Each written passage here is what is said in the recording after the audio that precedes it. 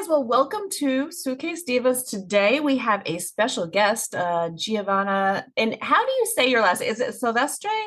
Silvestri. Okay. Silvestri. Okay.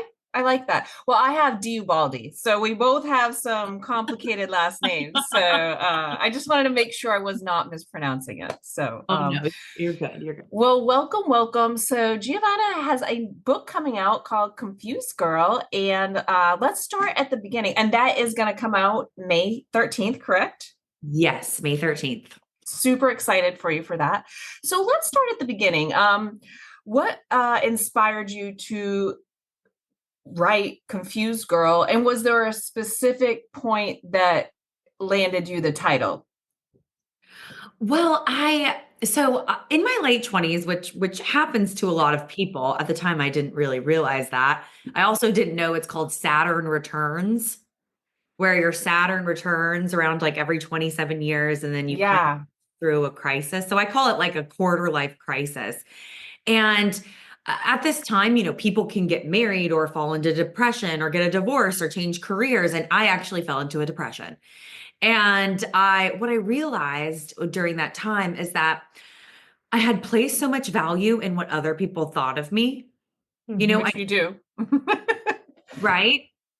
And it was kind of like, oh, well, like, does this make me look cool? I was doing the careers that I thought made me look cool or to please my parents. And I didn't know who I was at all. And that's why I say to people now in your 20s, it really kind of doesn't matter what you do per se. It's more about figuring out who you are. Because if you build a foundation of who you are and build a good foundation of, you feel like you have sufficient amount of like self-worth and some tools in your toolbox to go out into the world and deal with stuff, then you're setting yourself up really good for your 30s and 40s and the rest, Yeah. But Right. I was just focused on career and getting ahead. And then the things that I thought the careers I had spent so much time in, I didn't want to do. So late 20s, I just fell into this depression and I'm like, I don't even know who I am. And my main goal was I just want to feel good in my own skin. I just want to feel like I have worth because I exist, not because I have a new car or a new boyfriend or a new career or whatever. Because I understood at that time, those things are fleeting. They can be fleeting. Mm-hmm. So then from there, through a lot of things I write about in the book, is I was able to get out of my depression, but I was still like, I'm still confused about who I am and what I'm supposed to do here on Right. planet Earth. So I thought, okay, at the time, video blogs were the thing. This was like 12 years ago. So I started a video blog called Confused Girl in the City because I'm like, well, that's the most authentic thing about myself right now is that I'm confused. So let me just go from there. And then every week I would do one new thing that I'd never done before in an attempt to Cool. figure out, who I was, why I was here. So Mm-hmm. that's how the Confused Girl name came about. Little to Nice. know at that time when I was doing the video blog that it was going to be an activewear line and then a book and then it's like, how do Yeah, I you can launch. Yeah, you went The way a that, long way. that it came about, the confusion created a trajectory for you. It gave you a path, which is And it's awesome. relatable. Yeah, you're not, I'm sure you're not the only one confused in your late 20s about how to proceed with your life. But you made a good point of people not realizing that you're not alone in that confusion. Because I do think once you make all those milestone checks, you check off those boxes, you're like, okay, well, now what? I've done this but I still don't feel complete, fulfilled, or however that works out. And you're like, does everybody else? Because everybody puts on the great front, like we've got our stuff together. So you think your internal struggle is like just the only one. And it's so awesome that you came out and we're talking about that.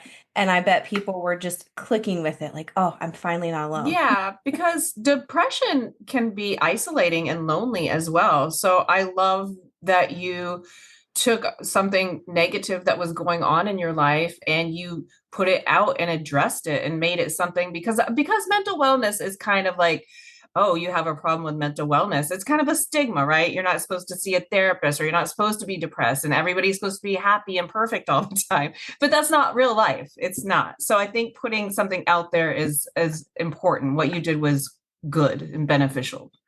Thank you. And I did call it Confused Girl because I did realize that at some point. I'm like, wait, there's no, it's I don't need to feel shameful about being confused. I mean, no one's born with a manual on how to do your life. It's not like you get this Correct. manual that says, okay, at year 2, you need to get rid of this friend. Then you need to not date that guy. Then you need, I mean, it's like you don't get a manual for these kind of things, and you're just Correct. figuring it out as Winging it. and it's one grand experiment. And so, it's silly to feel ashamed about it. And so, I have a whole chapter about like shame and guilt and how to let that go. And the premise of the book is that confusion is a virtue, and that if you can use it, it could propel you forward, just like it's propelled me forward. Right. So your writing and the way you're talking about it, it feels very personal and universal. How did you do that balance between being vulnerable and getting that truth out there? How did you balance all of that while you were going through the book writing process? Well, it's so funny because you think like you're done with the book, and then the publisher is like, nope, nope, there's more. Nope, dig deeper, dig deeper. And it's like a never-ending dig deeper. It's like, I'm like, you think you get your point across, and then it's like, you got to go deeper. And so actually going back through the depression stuff was really hard for me, actually, because I'm so past it now. Mhm. One, you kind of forgot how it feels, because when you get over something, kind of just you forget. Mhm. You want And to move on from it. You want to be like, and just not keep bringing it up and move on. Yeah. yeah, and so I really had to go back and feel what I felt, and it made me so compassionate for other people going through it. And that's the reason why I wrote this book. And so I was like, okay, this is the reason why we wrote this. Like, let's go there. But it was painful. It was uncomfortable. And it just made me feel like really proud of myself, though, of how far I've come. And also the things I'm writing about actually work Mm-hmm. and can help people. And that's a good thing. But it was really hard kind of trenching that back up and Yeah. do it again. That's a good question or a good comment you made about having the compassion for yourself. Because I was getting ready to ask, like, were you more critical in hindsight, using hindsight, looking back, and like, how did I not know? Did I not see the signs that I was going? Like, how did you keep yourself from being critical of the person who was going through that to the person you are now, or Well, why you were writing?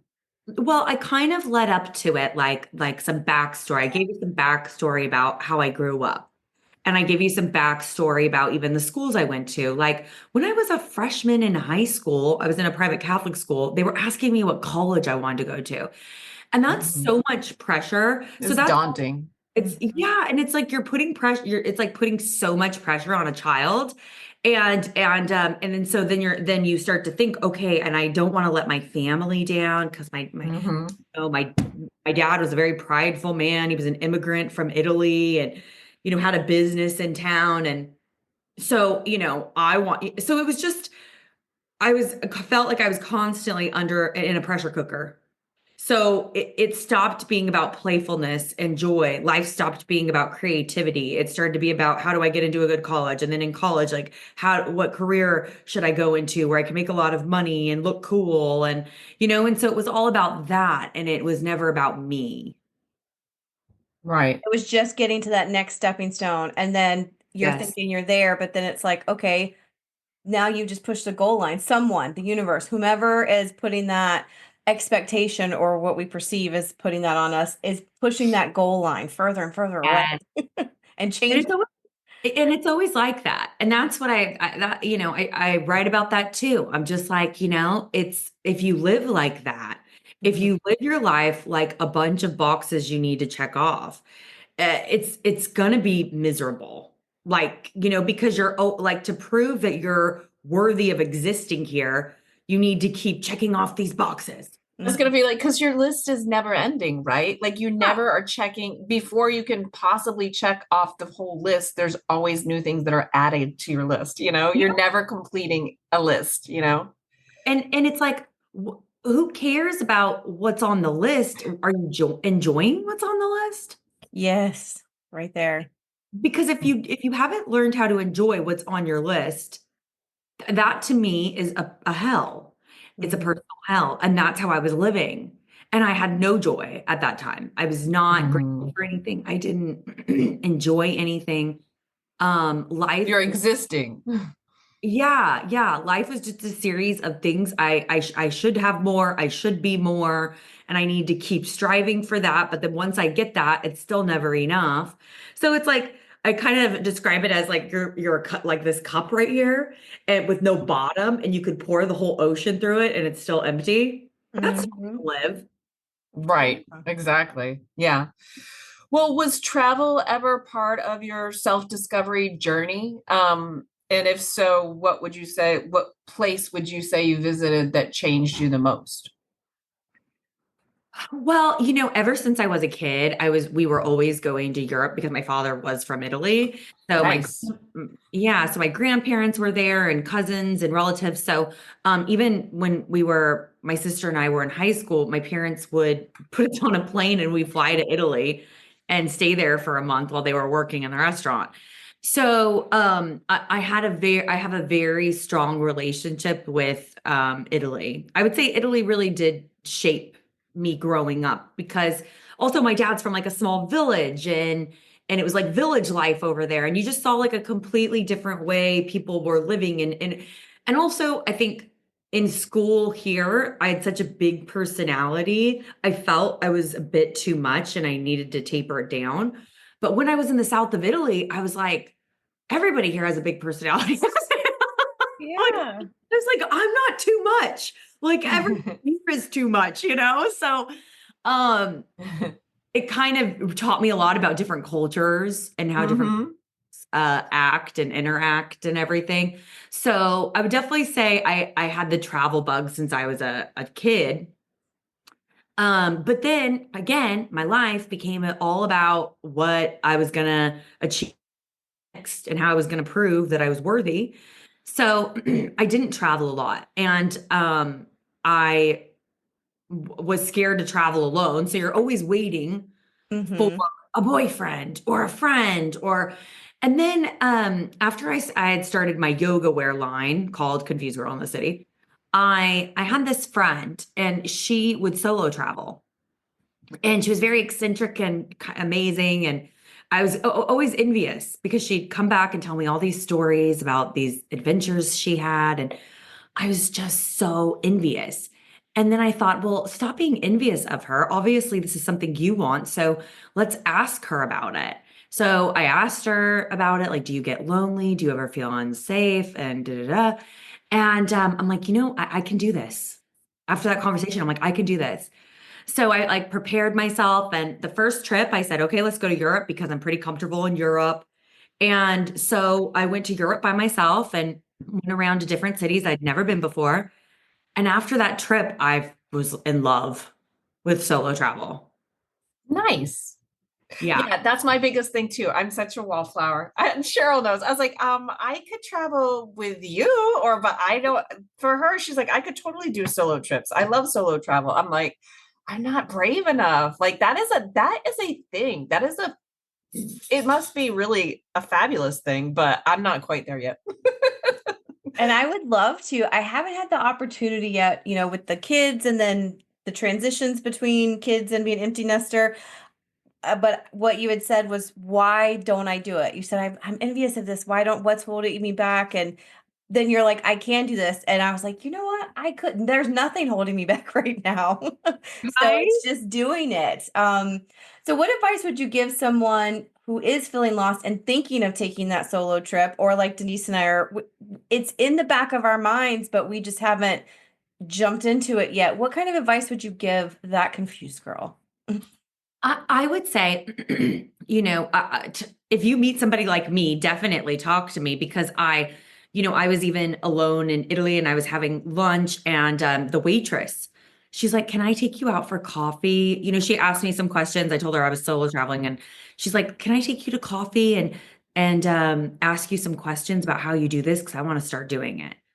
So Nice. it's like taking initiative like that. And actually her and I became friends. I partied with her and her friends in Italy. So that's the thing about solo travel. You're never really alone. I always Mhm. meet people because people actually are really inspired by Hmm. being a woman doing it on her own. And they really are kind of like touched by it. And so I would say also you don't have to go to a different country or do something super intense like that. You can drive to a nearby city, or another town and just go through Start the smaller. Yeah. yeah, like go through the muse, like just take the day and be like, I don't have anything to do today. What? I'm gonna go to this town or city next to me by myself. I'm gonna go to a nice lunch spot, sit at the bar, have a nice lunch. Then I'm gonna go to the museum. I've been wanting to go to that museum. I'm gonna go there, just start kind of doing things like that alone.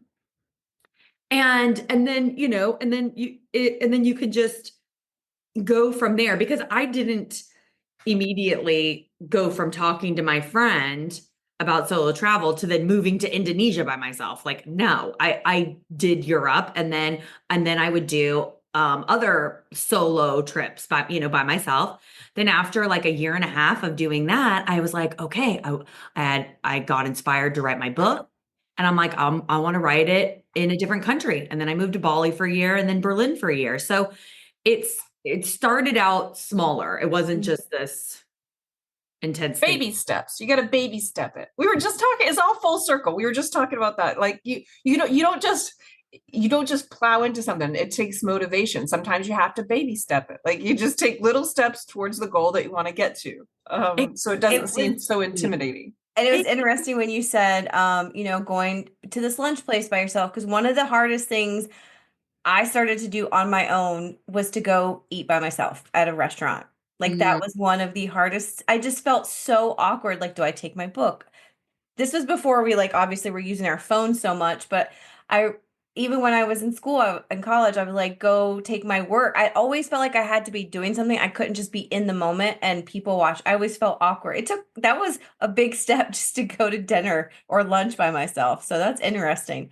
Yeah. yeah, I definitely see that. I definitely get that because it's kind of like eating alone and as a woman, it's like, oh, lonely lady, Yeah. kind of feel like that, like, oh, are people wondering why I'm alone? And especially probably like back in the day. But now, I mean, it's so common and yeah, bring a book or when I'm traveling and I'm eating out a lot, I'll just watch something on my phone. Hmm. I'll watch the news or whatever, some videos, and then I really enjoy eating and watching stuff. Yeah. So I mean, I'll watch things or if I'm at like a fancy place, like a nicer place, like I won't watch anything. I'll just kind of People watch, like especially in a yeah. different country, because everybody, people dress differently. They have different routines. I would be people watching probably in that scenario. But I think it comes back to what you said before, which is you're constantly trying to be something for somebody else, and you're more concerned about what other people think of you than finding your happiness and being happy with yourself. I think that is something as women, we're always trying to be something for somebody else, whether it's a friend, a daughter, a mother, whatever. We're always trying to be there for somebody else, and we Yeah. kind of tend to put ourselves last. So that's something that we need to learn as women to you gotta fill Be in the your cup moment. before you can give Mhm. to others. Yeah. So I'm sure writing a book, there's a lot that goes into it. Was there a chapter that was more challenging, like emotionally to write, that where you had to really like it was very challenging for you to write that emotionally? Well, yeah, I would say that kind of what I said before was the depression stuff. And just going back through how I felt and the like things I was thinking and it made me so sad. Like Hmm. I felt like oh, and also like sad because of what I know now. Mhm. It was silly also. Like it was so silly to make yourself feel so bad. Mhm. And that's when I really realized that we carry this shame. See, like guilt, I write about this in my book, Guilt and Shame. So like guilt has to do with, I went off on somebody and I feel bad and, it's like a situation or something you did. Where shame has to do with the self. Like I feel like there's something inherently wrong with me or not right or not good. And we carry this shame, especially as women. We're even shameful about like our periods, like, oh, don't show the tampons and don't, um, like there's this about our sexuality, there's a shame that goes with that. And so we kind of carry this. And I mean, I think everybody carries shame and it depends also on, the religion you grew up with as well, different things in society. Mhm. So, I, it was like I had all of this shame and it can even be generational. Mhm. Like, I Yeah. felt a lot of stuff came from my father's side with that. Like old school Italian, they went through wars and and in Italy too, in small villages, they're very concerned about what other people are thinking. And you got to look like you have the best family and you got to look like you're so great. And so it's this shame of like not like, oh, I feel shameful because I don't have all the answers, or I feel shameful because I didn't get into that college, or I feel shameful because I got fired, or whatever it is, or I'm not married yet, or it's just like this like shadow of shame. And I'm like, I got to get rid of this. Mhm. Mhm. And I did. And one of the funny things that I ended up doing, which I just totally made this up and I write about this, I would walk on the beach because I live close to the beach in LA. Nice. I'd walk, yeah, so nice. And then I'd walk to the beach and I would imagine having a backpack on and that my shame was in my backpack. Mhm. Anything I felt guilty about, my shame, whatever it was. And then I really thought about it and I felt it heavy on my back. Like I was kind of hunching over because it was like weighing me down. And then I would put my back to the ocean and I would like release it very theatrically, like release my invisible backpack into the water Mhm. and then visualize it getting like taken Yeah. away from me. And that really helped. And I would do it every day. And I don't feel that way anymore. Like that shame that was bogging me down, I don't have that You anymore. let it go. I let it go. And it That's took months so of doing that, but I I let got it into the habit. That's what I was gonna say. You got in the habit to where it didn't have to build up to be a backpack size before you were able to release it. I think that's Mhm. super important to acknowledge and think about that it can be something as a physical representation of letting something that's not physical go. We actually have done this at a beach trip where we would write things down on like a little piece of paper and then we burned it and buried like kind of left it at the beach and then we did shells and released our wishes, good wishes out because we wanted out in the world. And I remember the feeling of we need to do more of that. That's what makes me think of it is because the Yeah. way we felt after we did that was just cleansing and move we were ready to move on for whatever came next. And we haven't done it again. And that the fact that you did that daily until it became a habit, and then you didn't necessarily need the beach. I'm assuming like it got to a point where you didn't have to be at the beach to let it go. It became part of the way you processed and let it and released. Yes. Mhm. Yes. I just became very aware when that like shadow was coming. And then I would just, yeah, exactly. Yeah. Visualize it going, you know what, this isn't mine and this isn't how I believe and this isn't real. And so, yeah, and I do believe in rituals like what you did at the beach. Like I think that's very very powerful. Mhm. Rituals are very powerful. They're very intentional.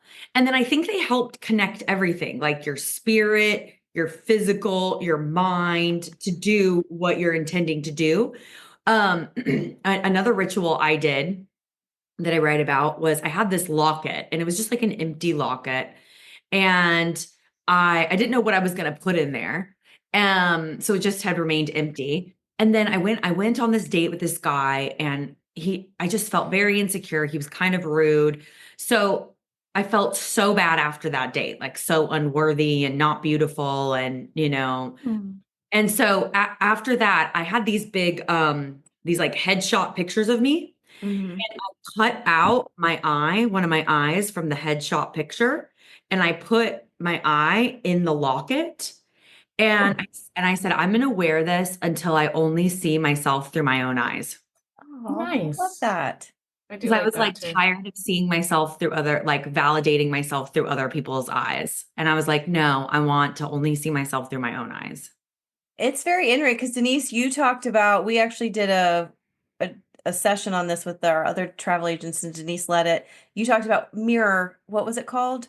Mirror talking, Mirror talking to talking. yourself in a mirror, like talking to yourself and, giving yourself positive affirmations and letting things go. And I do like what you said about letting things go. And it did remind me of our beach trip, Cheryl, where we had that retreat. The other thing that we all did was we went around the circle and we wrote down things that we wanted to, the biggest thing that was bothering us at the time, and write it on a piece of paper. And then we put these little papers into a little ball and we lit them on fire and let the ashes become ashes, and then we buried them and left them there. But what I will say is we had a group of 6 people, and all of those ladies, the number one thing for most of us, a majority of us, was guilt. And That's that what we is a wrote. thing. We Guilt. all wrote, we feel guilty for whatever reason, not even because we should, because that's what we're taught to feel, you know what I mean, as women. Yeah. So I think that's so interesting that you have a chapter in your book for that. And I think that it's we're all very relatable. It's very relatable. Everything you're saying is very relatable. Yeah. And I think it'll be an amazing book. I can't wait to read it. So that Yes. is pretty Did cool. you, when you were writing the book and did you find yourself becoming less confused, or by the end, was it more about accepting the confusion, or was it trying to get through being confused? When I was writing it. Mm-hmm. When I was writing it, I felt like I already had a good foundation. And the thing is I'm always going to be confused about something, right? Yeah. Like, we're always going to have moments of confusion. I mean, I'm sure, like, even, when you become an empty nester, you're Mm-hmm. going to be confused about that. Or if you get a divorce, or if you got married again, or if, so, somebody gets sick, and there's always things are going to happen where you're going to have some level of confusion, because that's just life, right? It's life. Yep. Life. So it's, for me, what I was writing about was stuff that I had been confused about, but I had figured out. Okay. And so the next book Yeah. will be the pickup from this one. Actually, let me ask you, ladies. This is so yesterday. It's so funny because I really do, I not even intentionally, but I do work with like where when the planets are aligning and the moon phases and all this stuff, because like a few weeks ago, it was not a good time to start new projects. And then all of a sudden now it's a good time according to like the planets and everything. And yesterday I was just doing a walk on the beach, and then I was like, "Oh my God, I have to get everything I want to write about my second book on paper." I just felt this need to, You had a creative juices flowing. yeah, it hit me. And because I'd talked about it, I had it in my head, but I was like, "It's not time yet. It's not time yet." And then it was all of a sudden, it was just like, "You got to do this." Right. So I start getting it all on paper. And the second book is going to be like right before my dad died, because my book was rejected for 2.5 years. I was kind of working like social media gigs, and my father was dying, so I couldn't really start anything else because I was so concentrated on him. I was just like making a little income on the side at that moment. And it was just I'm just like hanging on by a thread, right? Mhm. But I'm doing actually pretty good because of everything in this book. Right. So I'm handling it fairly well. So then, 2 months before my father dies, 2 publishing companies have a bidding war on my book. So then my dad passes, and it's literally the greatest tragedy of my life coupled with the greatest opportunity of my life, which is very weird. Like that's already very crazy. So then my dad wants to be buried in Italy. So we got to figure out how to get his body to Italy because Italians don't want to be cremated. Catholics don't want to be cremated. I mean, it was just, and then so many funny things happen, very dark comedy-esque. Right? So and it's going to be about how how like beauty comes of all things. And that's the theme of the second book. So I came up with a name last night, and I still want it to be Confused Girl because I want it to be like a series, but I want to call it Confused Girl, Love, Loss, and Cannolis. Aw, Yeah. I love that. What do you guys like it? Yes. I love it. I embrace the I embrace dark humor. We have to find laughter, and it's not always appropriate laughter, but it's just how we cope in our Process and get you family. through it. Yeah. Yeah, and I liked how, because you have got the love, loss, and cannoli, because when I see that, I'm a title person. I'm more of a title person than a cover art. Sometimes I can't stand cover art. I feel like it can be misleading. I was actually just doing the Kindle, what was it? Yes, it was like one day this week they had the stuff your Kindle, and I will go through and I hate the cover art. I want to see the title. That's what gets me. And what I pick up from that is we're going to hear about, she's got some part going on where, and love doesn't always mean romantic. It means, to me, passion about the next step in your career. It could be passion about whatever movement. The loss, it could be anything. And then the cannoli, that means she's got some, I'm thinking, this is what I'm thinking about the author when I'm reading it, is there's going to be some sass or some dark humor. That's what I'm thinking when I see that title or read that title. There's going to be like Italian love affairs. There's going to be crazy stuff going on. It's going to have everything. Yeah. It's going to have like family drama. It's going to have sex. It's going to have eating, a lot of good eating. It's going to have grief, managing grief. It's going to be all of it. And that's a good title. I think that's a great title. I love that title. And to me, because unlike Cheryl, we're so funny because we're so similar and we're so different. And I think that's kind of what makes us work. Like when I'm picking out a wine label, when I'm picking out a bottle of wine, I'll look at the label. And if it has a fun, like blingy or sassy label, I don't necessarily care what the name of it is, but if it has a beautiful label that I'm drawn to, I'm going to be more likely to try that one. So I think that everybody is drawn in through either sights or words, but I love that title because to me that says there's going to be funny stuff, there's going to be dark stuff, there's going to be hard stuff and light stuff, and then the cannoli at the end shows me that it's going to have some kind of a twist where it's not all, at the end of the day, we're having both light and dark and we're taking it all in because that is life. Yes. Life is all of that. It is love. It is loss. And it is cannolis. Yeah. Beauty comes of all things. Yes. I love it. I think that's a great name. That's exciting that you were able to finally get it out, because when that happens, it's like plunging. Sometimes you just have to dive off the deep end when this moment strikes, because if you hesitate, it could be so long before you get that back. And I've learned that a lot. It was so crazy because I didn't even have a lot of energy yesterday, but I had to drop something off the post office. The post office is next to the beach. So I was like, let me go on a walk and get my walk in, get my steps in. So I was getting my steps in. And I was walking on the sand and burning more calories. And then all of a sudden I was like, just looking at the water and I'm like, I got to get this on paper. Like, and I got to do it now. So I was actually narrating it, like talk to text, I was like narrating it, like as I was walking. And oh gosh. And then I kind of ended up doing it like the whole night until like midnight. I was about to ask, how do you, when those moments strike, are you a paper to pen? Are you a digital, or is it more voice? How do you capture that? I'm more paper to pen. Like Okay. I'm actually more like sit down and like, type it out. But this moment just like hit me and I just wanted to talk it out. Yeah. So I didn't have my computer. I was on the beach. So I was like, how fun is this? Like looking out at the water, I'm narrating my second book. Like That's awesome. yeah, I was like, this is a moment. Okay, this is a moment. Oh, I love that. That is awesome. Mm. That is awesome. So, what would you say? So, you talked about your second book, so we know that you have that coming up. What would you say to what would you say to the younger self version of you for Confused Girl? Like, if you were to take that younger girl, what would you say to her about the book that you wrote? And what would you tell her to get out of that book? I would just say, you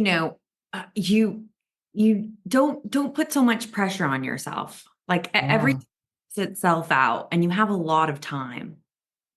So, your life isn't ending once you turn 30. Like it goes on, and beautiful things are coming. So just enjoy more. Don't put so much pressure on yourself, and just trust that everything's going to work out.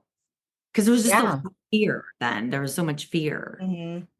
And now fear will come now, but I kind of go, okay, no, I'm not diving into you. Like I'm Yeah. I'm choosing to trust and have faith. It's like a conscious choice. Right. Yeah. And sometimes fear can be a motivator because it will get you to the next step. It's either I need to just move on from what's making me afraid, or I need to embrace it and control it and get past it. So I think, like you said, embracing that moment and just don't be bogged down. That's a very there's that trend going on TikTok right now where they would say, I think it's like it's a good picture of yourself or a video that you liked, and then it's like a year from now this person's doing XYZ. Or if I tell myself something 5 years ago, it's because I'm doing great now, or it's because I went through something but I'm doing awesome on the other side. Having that moment of reflection, it goes back to what Denise talks about with the mirror talk. Don't ever say something to yourself that you wouldn't say to your best friend, your daughter, your mom. But also, what would you say to yourself 5 years from now? What do you want to be saying to yourself 5 years from now? Yes. Yes, it's so true. And I actually was asked that, and I would say keep having fun. Yeah. Yeah, that's a good answer. Keep having fun. Because in what I think that we need to remember when we're always worried about what other people think of us is at the end of the day, we're all resting with our own souls at the end of the day, and we are in charge of our happiness, our own happiness. We can't rely on anybody else to make us happy. So I feel like that's definitely probably a good takeaway. Like, I feel like you kind of get that out of the book. Like, you always had this pressure to get into the good college or represent the Italian family, or, be the good Italian daughter that you're supposed to be. And you were always like, I have this expectation and this expectation on me and this expectation on me, but what do I really want for me? And then how can I make myself happy? Because these people are all expecting this out of me. But at the end of the day, I want to be happy, and they can't do that for me. I have to do that for myself. And I think that is part of the journey and part of maturing and getting through the hard times, is realizing that. Absolutely. No, that was so beautifully said. It's so true. And you kind of get to this point too, where you're like, nobody really cares about me anyway, because they're too concentrated on themselves to really care about me. So why am I caring what other people think? And I see people doing this as they get older too. Like, a lot of people don't grow out of it. Like, they're constantly trying to keep up with the Joneses and care what people think. And honestly, mature people are thinking, why do you care what other people are thinking so much? Why are you so insecure? That's what they're thinking. Absolutely. So what do you have any future travel plans coming up? I know like we said, the book's coming out soon. And where can our listeners pre-order your book from?